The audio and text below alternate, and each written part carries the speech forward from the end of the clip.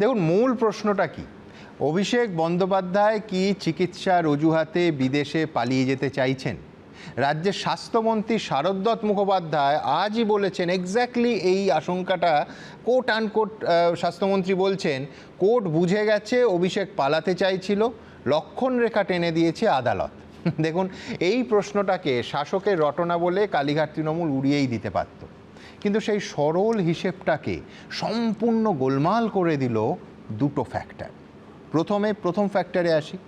কয়েকদিন আগেও যাকে দলের সাধারণ সম্পাদক করা হয়েছিল নতুন করে মুখপাত্র করা হলো, সেই মদন মিত্র আজ এবিপি আনন্দের ক্যামেরার সামনে একাধিক বিস্ফোরক দাবি করেছেন। মদন মিত্র বলছেন রাজ্য সরকারের তরফে যাতে অভিষেকের বিদেশ যাত্রার মামলায় কোর্টে আপত্তি তোলা না হয়, তাই বিজেপির সঙ্গে কথা বলার জন্য মদন মিত্র এবং কুণাল ঘোষকে বলেছিলেন স্বয়ং অভিষেক বন্দ্যোপাধ্যায়।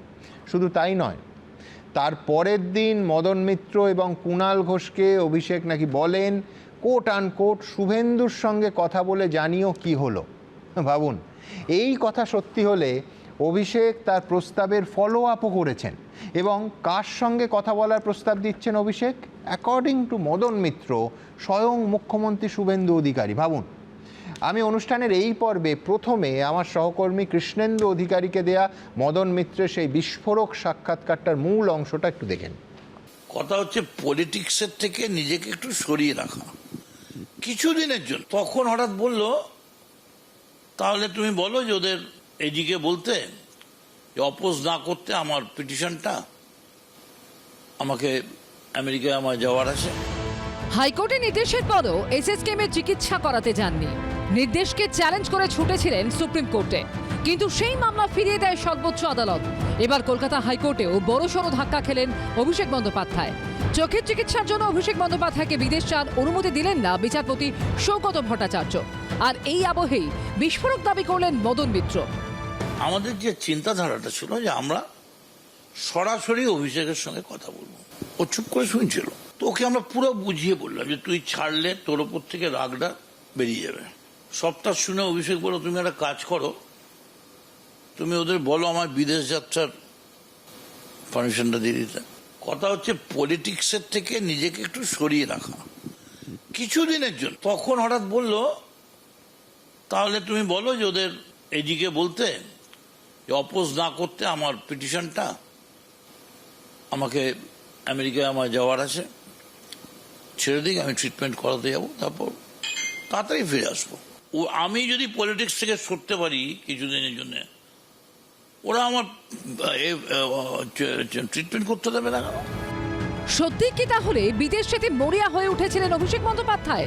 বিজেপির সঙ্গে সেটিং পর্যন্ত করতে রাজি ছিলেন তিনি? এই প্রসঙ্গে আরো চাঞ্চল্যকর দাবি করেছেন মদন মিত্র।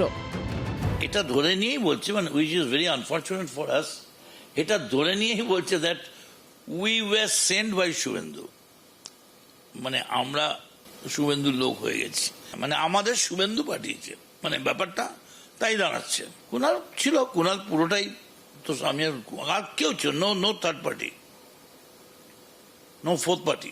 তারপরে বলতে লাগলো যে পেন্ডিং মামলাগুলো তুলে দিক, আমার জামিনটা অপোজ করছে, এটা ছেড়ে দিক। এখানেই থামেননি মদন মিত্র, আরো ইঙ্গিতপূর্ণ মন্তব্য করেছেন তিনি।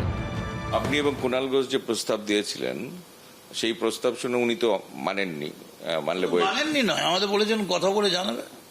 পরের দিন জিজ্ঞেস করেছেন কি হলো, বললো আমাদের শুভেন্দুর সঙ্গে কথা বলে জানাতে বলেছিল, যে শুভেন্দুর সঙ্গে কথা বলে জানাও ওরা কি সিদ্ধান্ত নিচ্ছে।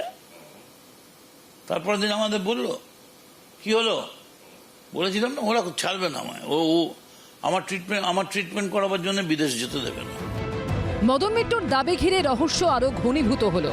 কৃষ্ণেন্দু অধিকারী রিপোর্ট, এবিপি আনন্দ। চমকে উঠলেন তো? চমকের আরও বাকি আছে।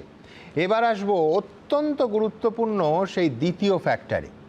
এই সংলাপের তিন কুশীলবের দ্বিতীয় জন কুণাল ঘোষ, যিনি কিন্তু মদন মিত্রের মতো কালীঘাট তৃণমূলের সঙ্গে দূরত্ব বাড়াননি। কুণাল ঘোষ এখনও দলের সাধারণ সম্পাদক এবং প্রধান মুখপাত্র। সাংবাদিকতার সূত্র মেনে মদন মিত্রের এই মারাত্মক অভিযোগ ক্রস চেক করতে, কনফার্ম করতে আমরা কুণাল ঘোষের সঙ্গে কথা বলি।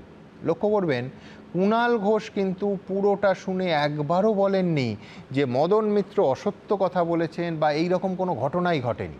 বরং কুণাল ঘোষ বলেছেন কোট আনকোট, দলের মধ্যে যখন আমরা একসঙ্গে পাশাপাশি বসে দল কর্মী সবাইকে বাঁচানোর চেষ্টা করছি, ভেতরের সেই বৈঠক নিয়ে কথা বলবো না।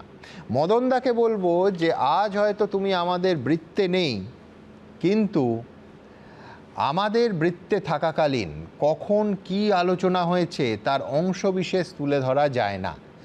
এ পরের কথা আরও গুরুত্বপূর্ণ, যদি কোনো কথা হয়ে থাকে তাহলে তা ব্যক্তিগত কথা, তাহলে তো কেউ বিশ্বাস করে আর কথাই বলবেন না। কে বলছেন? কুণাল ঘোষ। ভেবে দেখুন, রিজয়েন্ডারের বদলে কুণাল ঘোষের এই বক্তব্য পরোক্ষে কি মদন মিত্রের দাবিকেই কনফার্ম করছে না? আপনারা দেখুন এবং নিজেরাই বিচার করুন। ইলেকশনের পর দল যখন নানা ধরন প্রতিকূল পরিস্থিতির মধ্যে এবং বৃহত্তর ষড়যন্ত্রের মুখে ছিল, তখন দল এবং দলের কর্মীদের বিভিন্ন জায়গায় রক্ষা করার জন্য আন্তরিকভাবে কিছু চেষ্টা করেছি। কিভাবে কি চেষ্টা করেছি তার ব্যাখ্যা আমি দেবো না। আর দলের মধ্যে যদি কারোর সঙ্গে কোনো কথোপকথন, কথার পিঠে কথা, তার আগের একটা প্রেক্ষিত থাকে, তার পরের একটা প্রেক্ষিত থাকে হয়, আমি এ বিষয়ে কোনো মন্তব্য করব না। মদন মিত্র তিনি আজ আমাদের বৃত্তে নেই, তিনি গেছেন। আমি শুধু মদন মিত্রকে অনুরোধ করব যে আপনি তো এত সিনিয়র, কোনো একটা ফেজে কোনো একটা বিষয়ে যদি কোথাও কোনো কথা হয়ে থাকে, সেগুলো এইভাবে হয় না। তাহলে লোকের সঙ্গে লোকের ব্যক্তিগত সম্পর্ক বলে আর কেউ কাউকে বিশ্বাস করবে না। ফলে আমি মদনদাকে অনুরোধ করব যে দলের মধ্যে যখন আমরা একসঙ্গে পাশাপাশি বসে দল কর্মী সকলকে বাঁচানোর বিভিন্ন ধরনের প্রসেসে আমরা চেষ্টা করেছি, আমি এ বিষয়ে ভেতরের বৈঠক নিয়ে আমি একটি শব্দও বলবো না। আমি শুধু মদনদাকে বলবো, মদনদা তুমি আজকে হয়তো আমাদের বৃত্তে নেই, কিন্তু আমাদের বৃত্তে থাকাকালীন কখন কোন দিন কোন কি আলোচনা, তার অংশবিশেষ তুলে ধরে আমি সেই জায়গাটাতে অনুরোধ করব, এটা করা যায় না। অনির্বাণের কাছে আসতে হবে। প্রশ্ন তো একটাই, অভিষেক বন্দ্যোপাধ্যায় তার বিদেশ যাত্রার জন্য শুভেন্দু অধিকারীর সঙ্গে ডিল করতে চেয়েছিলেন এবং মধ্যস্থতাকারী হিসেবে ব্যবহার করতে চেয়েছিলেন মদন মিত্র এবং কুণাল ঘোষকে।